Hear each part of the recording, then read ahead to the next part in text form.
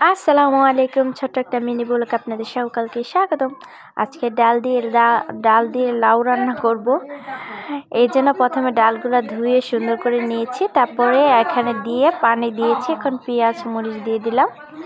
এখন হলুদ মরিচের ফাঁকি দিয়ে দিচ্ছি সুন্দর করে, দেখতে পাচ্ছেন। আচ্ছা, লাউ দিয়ে ডাল কার কার খেতে ভালো লাগে অবশ্যই কিন্তু কমেন্ট করে জানাবেন। আমার কিন্তু অনেক অনেক পছন্দ। আর আমাদের নবীজি সাল্লাল্লাহু আলাইহি সাল্লাম লাউ অনেক পছন্দ করতেন।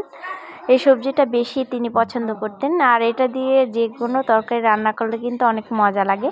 চিংড়ি মাছ দিয়ে রান্না করলে, ইলিশ মাছ দিয়ে রান্না করলে খুবই সুস্বাদু লাগে। শোল মাছ দিয়ে রান্না করলে খুব ভালো লাগে। ডাল দিয়ে রান্না করলে তো আরও জোস লাগে।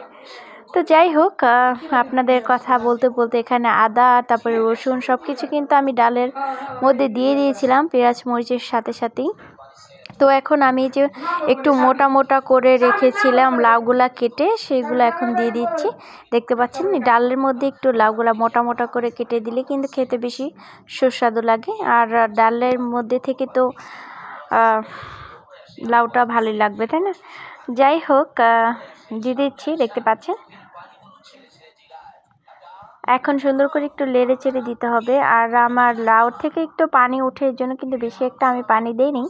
দেখতে পাচ্ছেন, বীজগুলো একটু মোটা মোটা করে কাটছি। তো এখন আমি একটু ঢেকে দিব ঢাকনা দিয়ে। 4-5 মিনিটের মতন ঢাকনাটা উঠিয়ে নিলাম ঢেকে দেওয়ার পরই। এখন আমি এই ফাঁকে কিন্তু টমেটো, তারপর ধনিয়া পাতা সব কিছু দিয়ে দিয়েছি, দেখতে পাচ্ছেন। সব কিছু দিয়ে একটু নাড়াচাড়া করে নিলাম। আর আমি একটু ডাল ঘুটনি দিয়ে ঘোটা দেওয়ার কারণে আমার লাউটা কিন্তু গলে গেছে। কতটা সুন্দর স্মুথ হয়েছিল, খেতেও কিন্তু খুবই সুস্বাদু হয়েছিল। আপনারা অবশ্যই বাসায় ট্রাই করতে পারেন। খুব সহজ পদ্ধতিতে রান্নাটা আমি করেছি, দেখতে পাচ্ছেন। তো যাই হোক, অবশ্যই কিন্তু কমেন্ট করে জানাবে আমার রান্নাটা কেমন হলো। এখন আমি ডালটা বাগার দিয়ে নিব। এর জন্য পেঁয়াজ তারপর রসুন সুন্দর করে ফোড়নে আমি একটা শুকনো মরিচও দিয়েছি, দেখতে পাচ্ছেন। এগুলো এখন পেঁয়াজ আর রসুন শুকনো মরিচটা ভাজা ভাজা করে নিব। তারপরে কিন্তু আমি এখানে ডালটা ছেড়ে দিব, দেখতে পাচ্ছেন।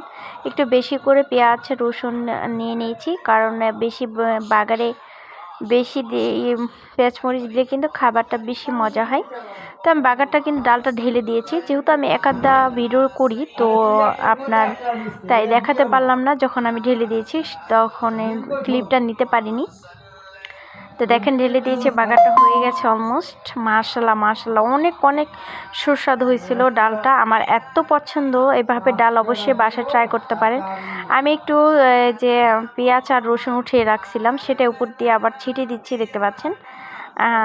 উপর দিয়ে একটু আমি ছিটিয়ে দিচ্ছি, তাতে এটা ঘ্রাণটা বেশি আসবে, এর জন্য ডেকোরেশন করে নিচ্ছি। দেখেন, মাশাল্লাহ মাশাল্লাহ, এতটা সুন্দর। যেমন দেখতে যেমন সুন্দর লাগতেছে, তেমন খেতেও সুস্বাদু হয়েছে।